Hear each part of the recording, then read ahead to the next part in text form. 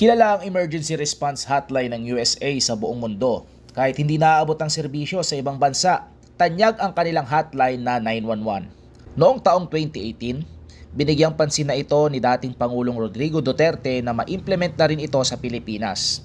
Ngunit hindi ito masyadong na-enforce sa bansa. Kahapon, sa kauna-unahang pagkakataon ay nagkaroon na ang bansa ng isang bayan na mayroong Next Generation Advanced 911 Emergency Response and Public System.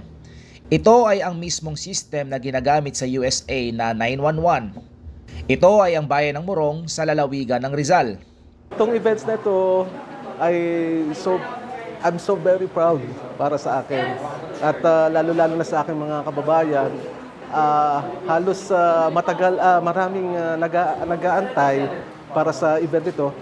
Kasi nga, almost 1 year namin bago matapos ang system na ito para sa 911. Ngayon, siguro ilang days na lang antayin natin yung activation para sa magamit ng ating mga kababayan. Sasabi ko sigurong pinakamagandang investment ng bayan ng Morong.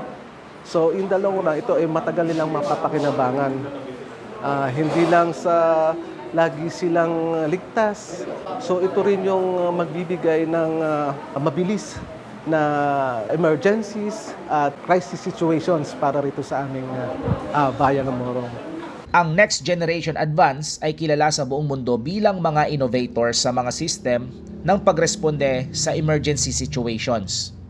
Pinangunahan ng punong bayan ng Morong na si Mayor Sidney Soriano ang programa. Dinaluhan rin ito ng mga kinatawan ng ilang mga ahensya ng gobyerno. Nakasanayan sa mga lugar sa Pilipinas ang mahabang contact numbers ng mga magre-responde. Kaya napakalaking tulong ang mas maikli at mas madaling makabisado na hotline number kapag mayroong sakuna o mga aksidente.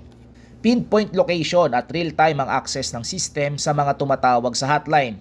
Tinitiyak rin ng LGU ng Morong ang mabilis na pagresponde sa mga insidente dahil well-trained ang mga personnels.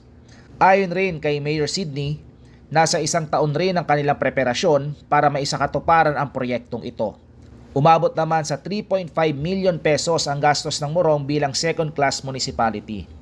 Ayon kay NGA 911 Philippines Country Head Robert Liaguno, nakadepende ang gagastusin ng LGU sa lawak ng sakop ng bayan at sa dami rin ng mga tao na nasasakupan ng serbisyo. Pero tinitiyak niya na mula highly urbanized city hanggang sa pinakamaliit na bayan, pare-pareho lang ang kalidad ng mga kagamitang inilalagay nila. Iminungkahi rin ni Francis D. Fajardo, ang Executive Director ng Emergency 911 National Office, na maisagawa na ito nationwide.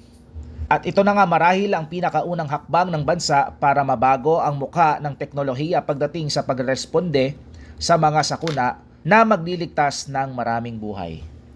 Josh De La Cruz, Bravo News.